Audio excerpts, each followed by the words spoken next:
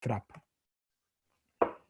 Estas son todas técnicas utilizando un poco la física de la fluorescencia. Y a partir de acá lo que vamos a empezar a ver rápidamente son algunas técnicas asociadas a la construcción del microscopio. ¿Cómo puedo hacer construcciones distintas, setups distintos del microscopio para obtener distinta información? La idea de hacer este repaso, este camino rápido, es pensar un poco que muchas veces la pregunta que nos podemos hacer tiene que ir acompañada también de cuál es de la lucidez de pensar bien cuál es la técnica que nos permite resolver esa pregunta. Y eso lo digo en parte porque en el rol que cumplo me toca escuchar muchas veces esto de usar el microscopio como esa cosa que sirve para poder ver más chiquitito que la lupa, o en mi caso que uso un microscopio electrónico para poder ver más chiquito que el microscopio óptico. Entonces, vienen a ver cosas que tal vez uno puede evidenciar digamos, la presencia de un suceso, en este caso, sin necesidad de verlo. ¿Sí? Y es cuestión de conocer, de conocer un poco más cuáles son las técnicas disponibles, y conocer cuáles son, saber qué hay, saber que existen distintos tipos de técnicas y que uno puede buscar la que mejor se adapte a la pregunta que uno tiene y al presupuesto que uno tiene, que era un poco lo que decía Lore en un momento, ¿no? Digamos, no siempre uno va a contar con el presupuesto necesario para poder resolver la pregunta de la forma más elegante, pero tal vez tiene la manera de hacerlo con un recurso de menor costo. Entonces, la idea acá es dar un pantallazo a un montón de técnicas distintas vinculadas a través de, en este caso, fluorescencia y microscopía. El setup que está planteado acá a la izquierda es el setup de un microscopio de óptico común, digamos, con su recorrido de camino óptico en general habitual para los binoculares, que son los que estamos usando habitualmente, y el conjunto de lentes. La gran diferencia con un equipo de epifluorescencia, con un equipo de fluorescencia, es que la luz con la que vamos a excitar nuestros fotones viene de arriba, va a ir a nuestra muestra, va a llegar a nuestra muestra a través del objetivo, a través del lente objetivo. ¿Sí? Entonces, vamos a tener una fuente de emisión. Esa fuente de emisión pueden ser múltiples, pueden ser láseres, pueden ser lámparas de mercurio, hay varias fuentes de emisión distintas. Puede haber, en general debe haber un filtro, un monocromador que nos permita obtener la longitud de onda con la que nosotros queremos excitar el fluoróforo que sabemos que tenemos en nuestra muestra. De esa forma vamos a excitar con una longitud de onda y vamos a poder obtener una respuesta del fluoróforo que queremos excitar. Ese haz de excitación va a rebotar, reflejarse en un espejo. Ese espejo va a enviarlo hacia nuestra muestra, que va a ser enfocado en nuestra muestra. Los fluoróforos de nuestra muestra se van a excitar. Esa excitación va a decaer. El decaimiento radiativo de esa excitación, en el caso de que sea fluorescencia, va a ser colectado por nuestro objetivo. Es en una longitud de onda corrida, de menor energía respecto a la de excitación, por estos procesos vibracionales que habíamos visto antes, y es esta luz, este haz de emisión de nuestro fluóforo que atraviesa nuestro espejo dicroico. Suele haber un monocromador también del otro lado, y es lo que es colectado por nuestro sensor como imagen. ¿Está bien? En general, como necesitamos que nuestros sensores sean, valga la redundancia, muy sensibles, porque la intensidad de luz va a ser poca, o generalmente va a ser poca, las cámaras que colectan estas imágenes no son policromáticas, son monocromáticas, son de alta sensibilidad pero monocromáticas. Dicho de otra forma, nuestra imagen en general es blanco y negro. ¿Sí? Esto ya lo habíamos visto alguna vez que estábamos viendo imágenes, que decíamos, bueno, ojo que las imágenes son coloreadas artificialmente. ¿Sí? Lo que tenemos acá son un par de imágenes de cómo es que lo veríamos en estos sensores monocromáticos, en estos métodos de captura monocromático, y tendríamos ahí nuestros fluoróforos floreciendo y capturados por nuestra imagen. Lo que tienen abajo a la derecha, no estamos usando microscopio necesariamente por su capacidad de magnificar la imagen. ¿Sí? Es un recurso, es una herramienta para otro montón de cosas en este momento. Porque digo, estamos viendo, no te digo media larva, pero un tercio de larva capaz. Digo, es un objeto bastante grande para meter en un microscopio. No hay necesidad explícita de usar la magnificación del microscopio para esto. Lo que estamos buscando es otra cosa. es la capacidad de resolver, la capacidad de resolución del microscopio. Lo que estamos buscando es poder utilizar la marcación por fluorescencia. Entonces, desprender un poco esta idea del microscopio como objeto únicamente de magnificación. Edu les mandó el confocal, ahí tienen una imagen de un confocal comercial. Y yo les decía que casi todas las técnicas se desarrollaron a principios del siglo XX, y la confocal no es la excepción. La patente del confocal, que es la que están viendo, es de 1957. De ahí a que se pudiese construir y obtener una imagen razonablemente buena de confocal en 1957, hay todo un mundo, pero la patente es de 1957, lo cual es sumamente interesante. Entender, digamos, de que ya en ese momento tenían el concepto del confocal en la cabeza. Va a pasar lo mismo con electrónica después. Vamos a dar las diferencias entre el confocal y el de epifluorescencia muy rápidamente. Entonces decíamos, tenemos nuestra muestra, ahora está arriba, está dado vuelta el esquema, tenemos nuestra muestra arriba, entonces enviamos nuestro haz de excitación hacia nuestra muestra, y nuestra muestra tiene sus fluoróforos que devuelven el haz de emisión, y ese haz de emisión es colectado por nuestra cámara. En ese haz de emisión, en una epifluorescencia, nuestro haz que excita a toda la muestra en su conjunto, todo lo que queda por debajo del lente objetivo, y colectamos todo lo que el lente objetivo recupera, lo que está en foco y lo que no está en foco. Toda la fluorescencia que se activa se recupera de forma similar, y eso puede generar ciertos puntos borrosos, por decirlo de alguna manera, aparte de confusiones de planos, y que están vinculados con esto de que yo en un momento les había hablado de la profundidad de campo. Bueno, en los microscopios, a mayor aumento y mayor, sobre todo, apertura numérica, la profundidad de campo disminuye. Cuando disminuye la profundidad de campo, el problema que tenemos es que tenemos planos en foco en nuestro objeto que son muy delgados. Entonces, todo lo que está por arriba y por abajo de ese plano queda todo fuera de foco y borroso, y empieza a darnos información de baja definición, de baja resolución. Bien. ¿Cuál es el principio del confocal? Bueno, el principio del confocal es que se trabaja con, un poco lo vieron en el video, se trabaja con estos pinhole, y estos pinhole lo que hacen es permitir hacer llegar al detector con mucha intensidad los puntos que están en foco. ¿Eso quiere decir que los que no están en foco no están siendo excitados? No, los que no están en foco van a ser excitados, pero al no estar en foco, la imagen, esa imagen borrosa, cuando llega al pinhole, va a ser en gran parte filtrada. Entonces la intensidad de fluorescencia de los puntos que no están en foco, comparada con los que sí están en foco, es mucho menor. Pero muy menor.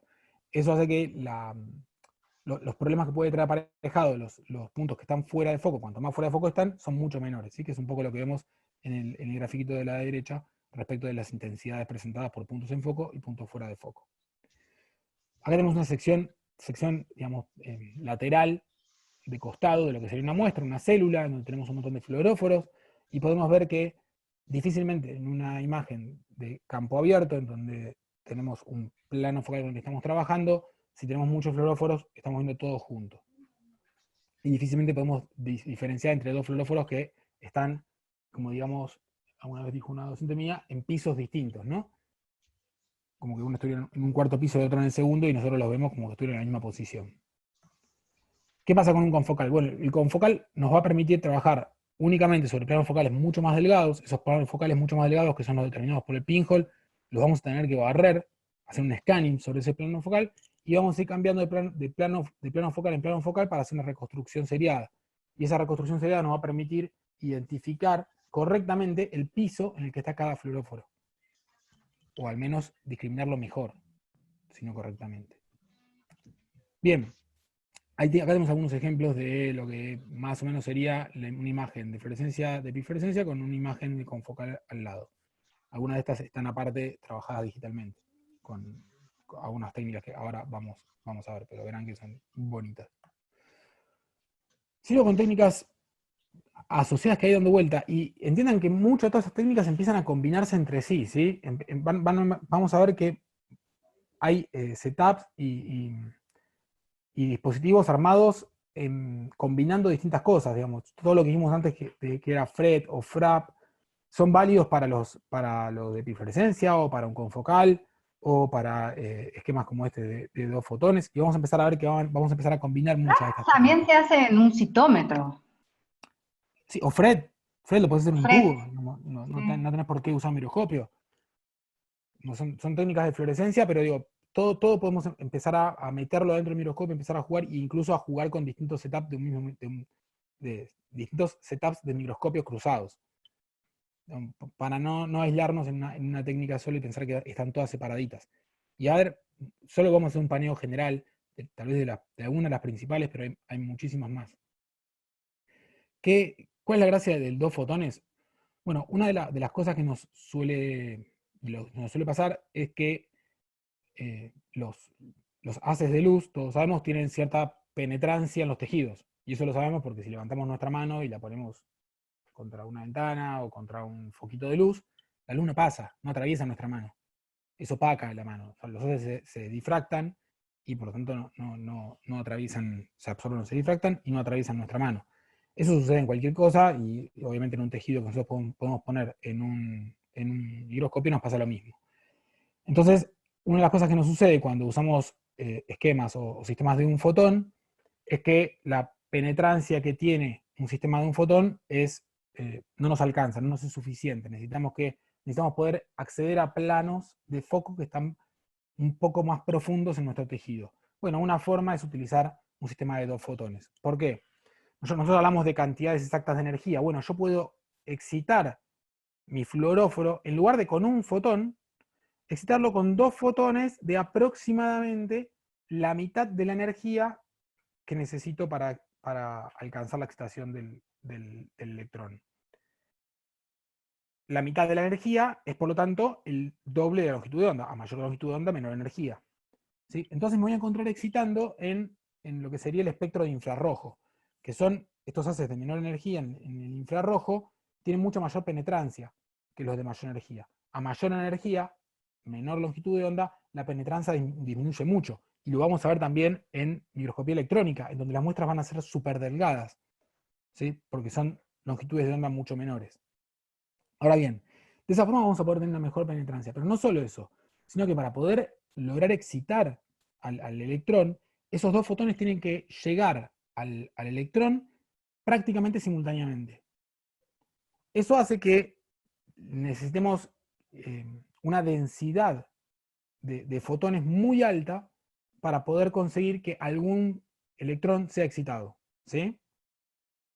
Entonces lo que podemos ver acá abajo a la derecha es como en una solución de un fluoróforo, una solución de fluoróforo, donde yo paso un haz de luz que provoca excitación del fluoróforo, si yo lo enfoco como si fuera digamos, lo enfoco de manera tal de excitarlo con un único fotón, yo tengo una excitación de todo vamos, puedo seguir el haz de luz, ¿sí? A medida que va excitando los distintos fluoróforos en todo el recorrido de nuestra muestra, en este caso una solución del fluoróforo. Ahora, cuando hago lo mismo con dos fotones, no sé si llegan a ver, hay un puntito en el medio de la línea. Ese puntito es la única zona que yo puedo percibir excitada de toda la muestra. Y eso porque la densidad, ¿sí? Si lo pensamos en términos de brillo, si quieren, la densidad de fotones presentes en la zona del foco del haz de luz es la zona más alta, es el único lugar en donde yo consigo la densidad suficiente de fotones para poder excitar a un mínimo de electrones y tener imagen. La relación acá está hablando de la relación de intensidades, es una relación de cuadrados, o sea, es una relación en términos de potencia de 2, que es necesaria para poder lograr excitar algunos electrones. Entonces, eso también lo que me permite a mí que, es trabajar digamos, con un nivel de excitación de fluoróforos mucho menor que cuando yo trabajo ya sea con un confocal o con un epifluorescencia, donde yo, les decía, con el epifluorescencia excito toda la muestra, o con el confocal excito, digamos, solo el camino que marca mi pinhole en donde enfoca. En cambio, en un dos fotones solo voy a estar excitando un punto, que es el punto de enfoque de esos dos fotones.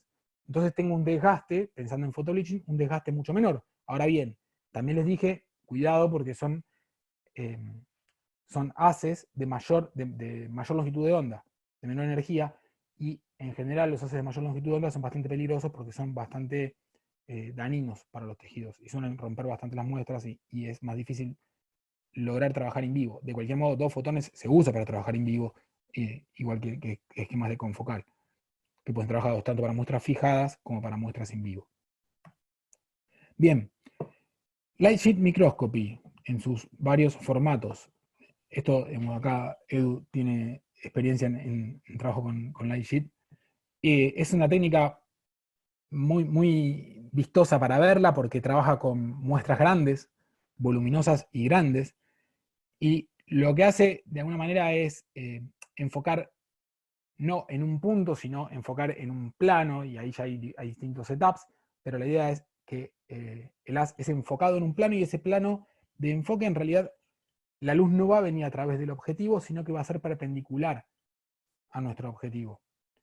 Bien, entonces nosotros vamos a tener la luz incidiendo en un sentido y vamos a colectar la fluorescencia en un sentido perpendicular a esa luz. Y eso nos va a permitir ir girando la muestra, ir obteniendo una reconstrucción de todo el espacio, trabajando con objetivos muy particulares en general para reconstrucción de muestras de gran dimensión, que son objetivos de baja apertura numérica cuando yo quiero tener muestras de gran tamaño, porque voy a tener que trabajar a grandes distancias de la muestra. Voy a tener distancias de trabajo bastante grandes. Pero son bastante interesantes las técnicas. En todas las técnicas les dejo algún link, uno o más links a distintos videos en donde se puede ver la técnica en movimiento, que a veces es mucho más claro que lo que puedo plantear así en estático. Bien.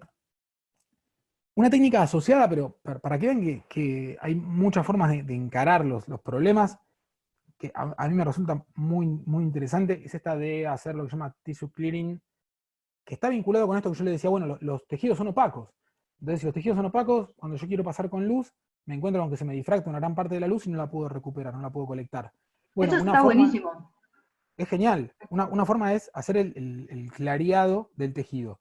Hay distintas soluciones para hacer el clareado del tejido, en general, por ejemplo, acá se sacan lípidos en la muestra que están viendo, y, entre otras cosas, y eso nos permite ya de por sí quitar y permitir una mayor visualización del tejido. Pero si lo asociamos a esta idea del Cubics Expansion, que básicamente lo que hace es embeber hacer una marcación de fluorescencia de nuestra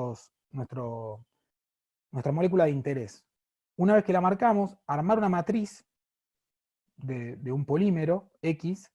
Una vez que armamos esa matriz y que se linkea con nuestro marcador, con nuestro fluóforo, nos llevamos todo, nos llevamos todo el material orgánico, ya no nos interesa más nada, porque nuestros fluoróforos nos quedan en posiciones dentro de la matriz, y solo nos interesan nuestros fluoróforos, que es lo que vamos a ver.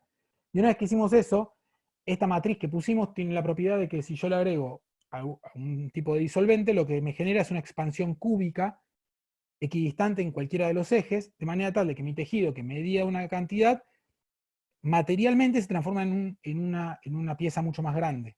¿Se entiende?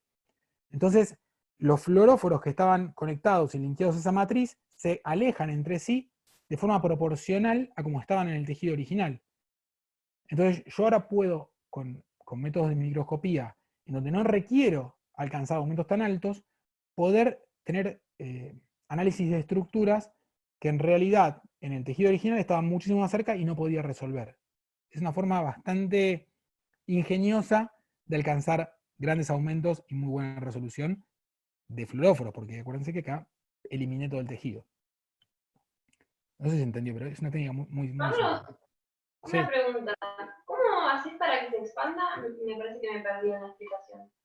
La matriz que se utiliza para linkear a los fluoróforos y después sacarte encima el tejido orgánico, te queda una matriz de un polímero. Ese polímero tiene, no es cualquier polímero, tiene la particularidad que frente a un solvente, que puede ser, no sé, en general son solventes particulares, pero podría ser, digamos, incluso hasta agua, dependiendo de la matriz que tengas. Esa matriz que tiene como si fuera una garosa, como si fuera una acrilamida, que tiene cierta estructura, en presencia de ese solvente, se expande como si fuera, ¿vieron? No sé si ustedes tienen ese recuerdo, pero yo sí. No sé si se acuerdan de unas esponjitas que venían como en una capsulita chiquitita y que vos las ponías en agua y se hidrataban y no sé, y te quedaba una esponja que era un dinosaurio. O, Ah, no sé. sí, sí, sí, sí, ¿Sabes lo que estoy existen diciendo? todavía. Sí, Sí, existen. es una pavada, es una estupidez que para chicos estaba Pero les buenísimo porque vos encantan tenías, los chicos. claro, tenías como una bolita que era una mierdita así que no sabías qué carajo era, la tirabas en agua y mirá, Sí, ahí está, Edu tiene. ¿Ves? ¿Y qué sí. tienes ahí? No sabe. Hasta que no la ponga en agua, no sabe qué tiene. Y cuando la pones en agua se hidrata y toma la forma, mucho más grande de lo que es la partecita. Esto es muy parecido. Lo que hace es expandirse en todos los ejes en forma equidistante. ¿Y por qué es importante eso? Y porque si se expanden todos los ejes en forma equidistante, preserva las relaciones de distancia entre los fluoróforos. Entonces, yo viendo algo que puedo resolver en un microscopio óptico de fluorescencia común, o en un light sheet, como en este caso, o en un confocal, acá hay imágenes de confocal y de light sheet, estoy resolviendo, si bien estoy resolviendo a una resolución real, accesible para un light sheet o para un confocal, lo que estoy resolviendo es una relación de distancias que es representativa de algo que yo no podría resolver con un microscopio óptico. ¿Se entiende? Es una forma como de magnificar físicamente la muestra. Pero solo la relación de fluoróforos, porque la muestra la perdí, la muestra la voy a digerir. Bien, otra técnica también de fluorescencia asociada se llama TIRF. No sé si se acuerdan de qué pasaba, de lo que es una fibra óptica, básicamente. ¿Qué pasaba cuando yo incido un haz de un medio de mayor índice de refracción hacia uno de menor índice de refracción? ¿Qué pasa cuando ese haz incide después del ángulo máximo de refracción, donde se produce la refracción total? ¿Sí? No sé si se acuerdan de eso. Yo, cuando hago incidir un haz de un medio de mayor refracción a un índice de menor refracción, ese haz sale con un ángulo mayor hasta un punto en donde ese ángulo ya se pega a la superficie y a partir de ahí el 100% del haz es reflejado, no hay refracción. ¿Sí? Bueno, cuando eso sucede, en la superficie de mi haz, en la superficie, digamos, de mi zona reflectante, se genera una onda evanescente. Esa onda evanescente tiene unos 100 nanómetros de trabajo eficiente. Bueno, se trabaja con ese espacio para excitar los fluoróforos que estén cerca de la superficie y donde el haz se refleja completamente, o sea, los que están influenciados por la onda evanescente. ¿Sí? Entonces, solo veo los fluoróforos que están entre 100 y 200 nanómetros de la superficie que yo estoy iluminando. Así, a breve modo de resumen de estas técnicas que vimos, que son bastante generales, tenemos entonces fluorescencia de epifluorescencia o de campo amplio, con focal, dos fotones, TIRF y light sheet. Bueno, podemos comparar y tener en claro que no es que una es mejor que otra, sino que tenemos que tener muy claro para qué es lo que nos estamos preguntando, cuál es nuestro material de estudio, para entender qué equipo vamos a usar. Porque también tiene una relación de costos. O sea, un confocal, un dos fotones, O lo que o un hay. light sheet, claro. Entonces, exactamente, lo que hay. Entonces, a veces es bueno, a ver, ¿qué me estoy preguntando? ¿Y qué tengo? Bueno, ¿cómo modifico la pregunta o cómo modifico el ensayo para responderla con lo que tengo? ¿Sí? Entonces, tener presente esta idea, ¿no? De que la disponibilidad y las herramientas son muchas, tenemos que tener muy claro cuál es nuestra pregunta para saber qué vamos a usar. No les cuento el resumen ese porque lo fuimos charlando. Después tenemos otro tipo de herramientas bastante desarrolladas y vinculadas a todas, que, digamos, que se van superponiendo con todo lo que vamos viendo, ¿no? Bastante desarrolladas y vinculadas, que son las herramientas computacionales. Solo para nombrar dos de las cosas que tienen mucho desarrollo y mucho cómputo. Una es la de convolución. Si yo tengo una imagen, en este caso una imagen de confocal, yo tengo una imagen. La de convolución en términos generales, como operación, lo que hace es tener una imagen, que podemos considerar imagen cruda, imagen RAW, y un conjunto de efectos sobre esa imagen, que los puedo ir tipificando. Entonces yo puedo saber que, por ejemplo, puedo tener determinadas aberraciones de tipo cromáticas, puedo saber que tengo determinados problemas de resolución que están vinculados con los límites de resolución del equipo. Entonces eso genera ciertos patrones de blur, de ciertos patrones de borrosidad alrededor de cada punto luminoso.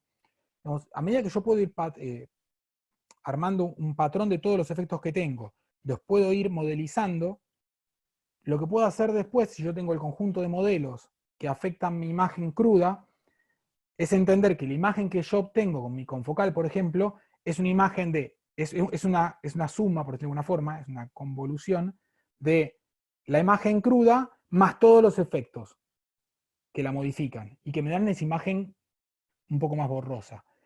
Sabiendo y habiendo hipotetizado y habiendo habiendo armado modelos de todos los efectos que yo tengo, yo puedo hacer la operación inversa de convolucionarlo y quedarme solo con la imagen cruda. Que sería una manera como de quitarle todos los modelos que sé que están afectando la imagen.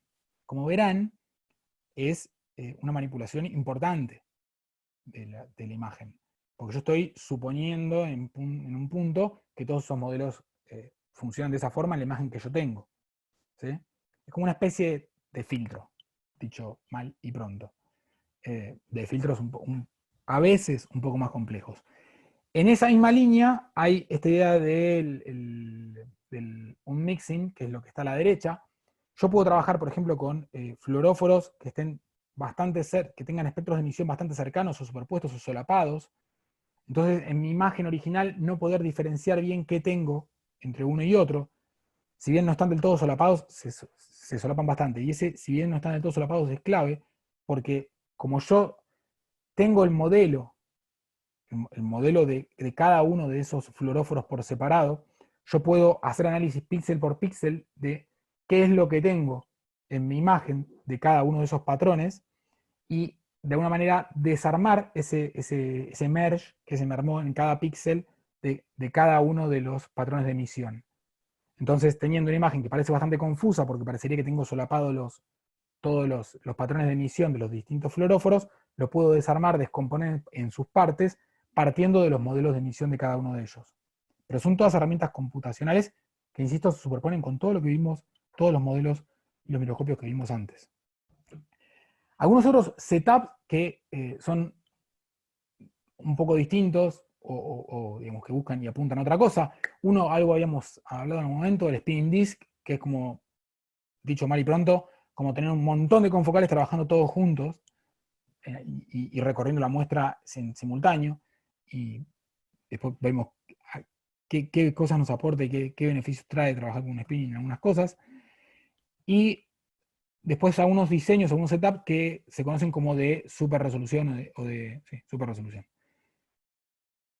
Lo interesante de estos setups, como el STED, es, por ejemplo, que pueden trabajar en organismos vivos, enteros, como puede ser meterle un STED en cerebro de ratón con ratón vivo. Y no puse la foto porque me da impresión a mí. O una larva de mosca, como se ve ahí. La idea es relativamente, en principio, no tan compleja y da unas imágenes bastante interesantes, muy por debajo de lo que son los órdenes de magnitud de resolución de un microscopio óptico y hablemos o sea, pasando tranquilamente un confocal, que es lo que mejor podríamos estar resolviendo. Y la idea acá es que tenemos un punto de excitación como si fuera un confocal y simultáneamente un anillo, una especie de dona alrededor, que lo que hace es anular la excitación o cancelar la excitación del halo que genera, de esa dona que genera. Entonces de esa forma podemos afinar mucho más el punto de excitación que vamos generando en el barrido. Y una relación entre intensidades de ambos haces, del de excitación y del de depresión, nos permite afinar muy bien ese punto, tanto en eje XY como en el eje Z también. Entonces podemos llegar a tener esta donita que está acá y afinar este punto bastante bien y obtener bastante buenos resultados. Siempre en el mismo compromiso que tenemos cuando usamos incluso en óptica, bueno, cuanto más resolución aumentamos, una de las cosas que nos sucede es que los barridos son cada vez más lentos, requieren de mayor tiempo para poder tener las cuentas necesarias para poder conformar la imagen. O sea, hay un equilibrio entre el aumento de resolución y la capacidad de poder tomar grandes imágenes, por ejemplo. Otros sistemas de super resolución es el conocido como PALM, y está bastante asociado a otros dos que son Storm y STED.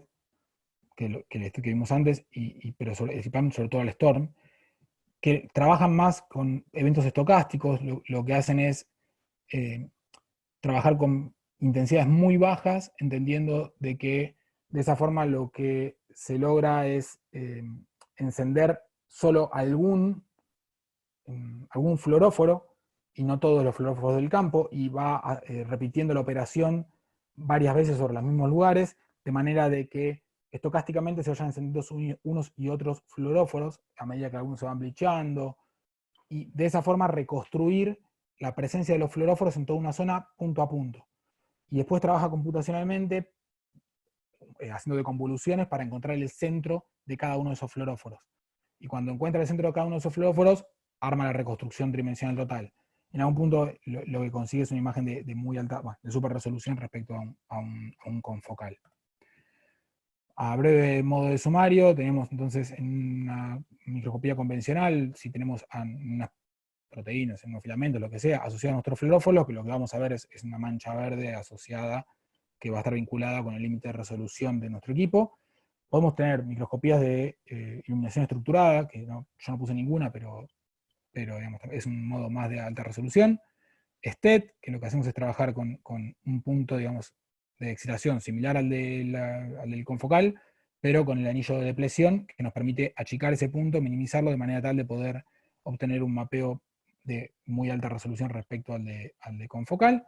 Y el PalmStorm, que lo que hace es trabajar por eventos estocásticos y reconstruyendo la presencia de cada uno de estos fluoróforos en distintos eventos, con distintos momentos de la captura. El Storm es relativamente parecido a eso.